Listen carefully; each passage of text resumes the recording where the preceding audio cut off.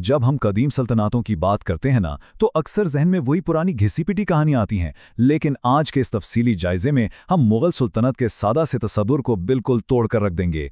आज हम एक ऐसी इब्तदाई सनाती यानी प्रोटो इंडस्ट्रियल माशीन के राज फाश करेंगे जो अपनी मिसाल आप थी। तो चलिए इस हकीकत को करीब से समझते हैं और इस सफ़र का आगाज़ करते हैं।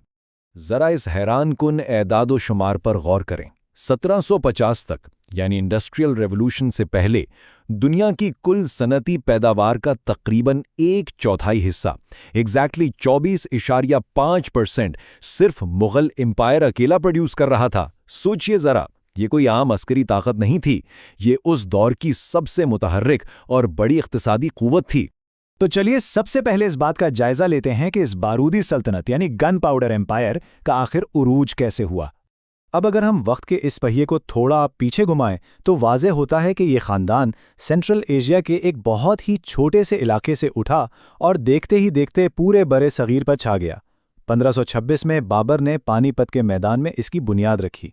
फिर 1556 में अकबर आया, जिसने न सिर्फ इसे मुस्तहकम किया बल्कि बॉर्डर्स को बहुत वसी किया।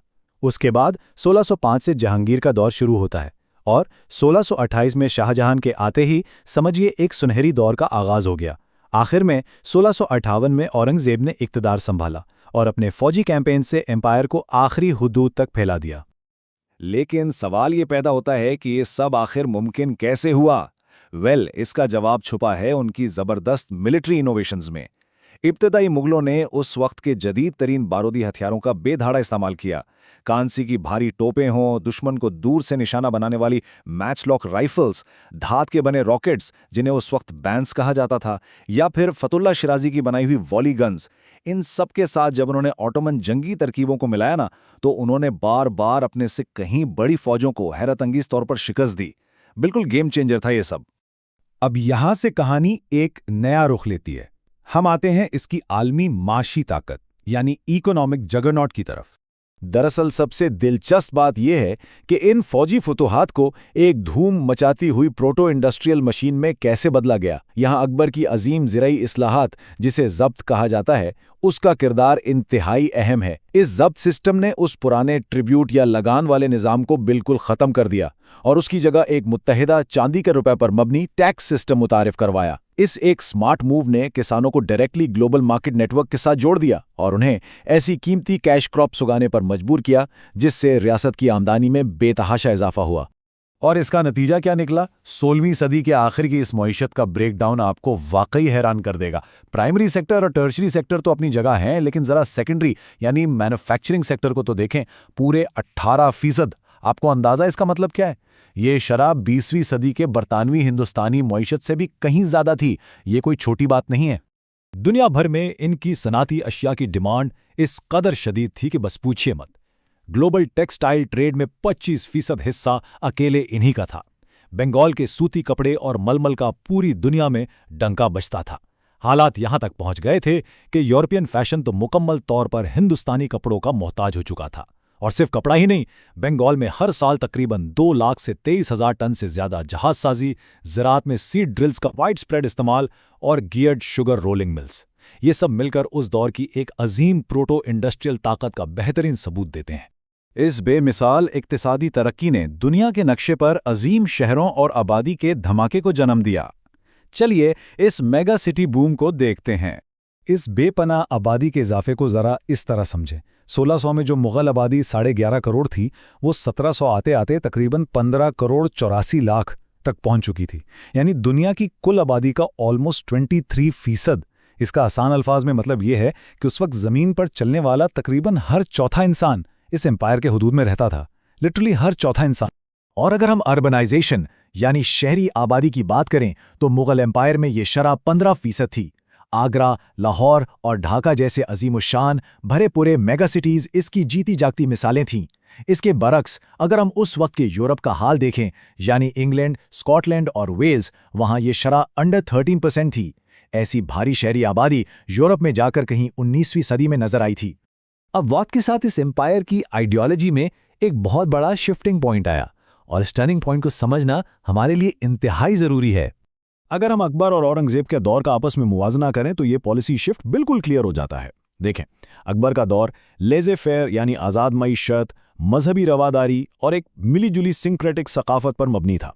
लेकिन दूसरी तरफ जब औरंगज़ेब का दौर आया तो नज़रियात में सख्ती आई, कंजर्वेटिव इस्लामाइजेशन बढ़ी, जिज़िया वापस मुतारिफ करवाया गया और फौजी मुहिमात के जरिए एम्पायर का जुग्राफियाई फैलाव अपने पीक पर चला गया।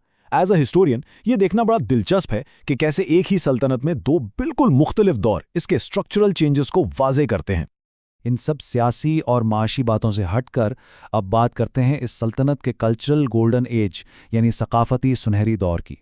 ये वो दौर था जब एक बेहतरीन इंडो पर्शियन मिलाप हो रहा था। हिंदुस्तानी यानी आज की उर्दू ज़बान का इर्तक़ा, वो लजीज और मखसूस मुग़लई खाने जिन्हें आज भी हम एंजॉय करते हैं, फ़न तामीर में बल्बस गुंबद और लाल पत्थर का खूबसूरत इस्तेमाल, पहलवानी का रिवाज और बेहद बारीकी से बनाए गए मुरक्का एल्बम्स, ये सब चीज़ें आपस में इस तरह ब्लेंड हुई कि इसने एक ऐसी अमीर विरासत को जन्म दिया जो सदियों बाद आज भी जिंदा है। लेकिन रुकिए, यहाँ मैं आपको एक ऐसी डिटेल्स बताता हूँ जो वाकई आपको दंगर कर देगी। 1589 में कश्मीर में एक ऐसी चीज़ इजाद हुई जिसे सीमलेस सेलेस्टियल ग्लोब कहा जाता है। ये धात का एक खोखला गोरा था जो किसी भी जोड़ या जॉइंट के बगैर बनाया गया था। लॉस वैक्स हॉलोकास्टिंग की ये एक ऐसी इम्पॉसिबल टेक्निक थी जिसे आज के जदीद मेटलर्जिस्ट भी तस्लीम करने में हिचकिचाते थे कि उस वक्त ऐसा कुछ बनाना वाकई मुमकिन था। है ना कमाल की बात? और सकाफती उरूज की बात हो और ताजमहल का जिक्र ना हो, ये तो हो ही नहीं सकता। इसे हकीकतन हिंदुस्तान में मुस्लिम फ़न का नगीना और आलमी विरासत के अजीम शाहकारों में से एक माना जाता है। ये फ़न तामीर की आखिरी बुलंदी थी। लेकिन साथ ही हमें यह भी याद रखना चाहिए कि ऐसी कंस्पीशियस कंजम्पशन यानी बेपनाह तामीरात और खर्चों ने आहिस्ता आहिस्ता शाही खजाने पर बहुत शदीद दबाव डालना शुरू कर दिया था। और यहीं से कहानी के आखिरी हिस्से का आगाज होता है, ओवर एक्सटेंशन और कोलैप्स। ये अजीम मशीन आखिर फेल कैसे हुई? तो चलिए इस टूट फूट को स्टेप बाय स्टेप देखते हैं। पहला स्टेप, औरंगजेब के दौर में जनूब में होने वाली दहाइयों लंबी और इंतहाई महंगी डेक्कन वॉर्स। इन जंगों ने एम्पायर का खून चूस लिया। दूसरा स्टेप, इस ओवर एक्सटेंशन के नतीजे में खजाना खाली हो गया और सेंट्रल गवर्नेंस बुरी तरह कमजोर पड़ गई। तीसरा स्टेप था तख्त के लिए इंतशार। हालत यह थी कि सिर्फ 1719 के एक साल में 4 बादशाह बदले गए। सोचिए उस पॉलिटिकल इंस्टेबिलिटी का लेवल क्या होगा। और आखिरी चौथा स्टेप, सल्तनत रीजनल टुकड़ों में बट गई और आखिरकार नादिर शाह के दिल्ली पर हमले जैसी अजीम बैरूनी मुदाखलत ने पूरा सिस्टम हिला कर रख दिया। और आखिर में 1858 का साल आया। आखिरी बादशाह बहादुर शाह जफर को ब्रिटिश ईस्ट इंडिया कंपनी ने तख्त से उतारा और बर्मा जिला वतन कर दिया। जो इलाके बिखरे और कमजोर हो चुके थे वो Aahista Aahista directly British control में चले गए। और इस तरह 2 सदियों पर मुहित इस अजीम और ताकतवर सुपर पावर का पूरा चैप्टर हमेशा के लिए क्लोज हो गया। आज के इस तफसीली जायजे को ख़त्म करते हुए मैं आपके जहन में एक अहम सवाल छोड़ना चाहता हूं। आपके ख्याल में मुग़ल एम्पायर की हकीकी लेगेसी क्या है?